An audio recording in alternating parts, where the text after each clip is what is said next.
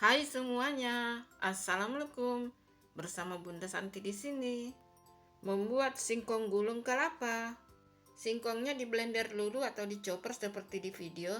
Bahan campuran dari singkong parutnya, juga cara membuatnya sudah tertulis di video. Kalau pewarna makanannya disesuaikan dengan selera saja ya. Bahan-bahan semua dicampurkan dalam satu wadah atau satu baskom.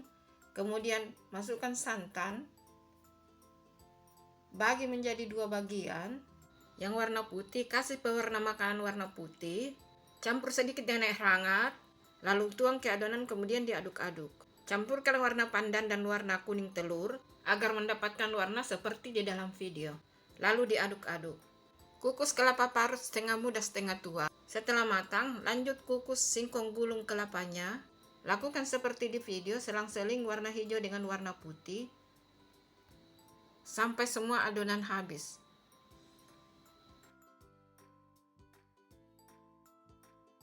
Dan hasilnya seperti ini.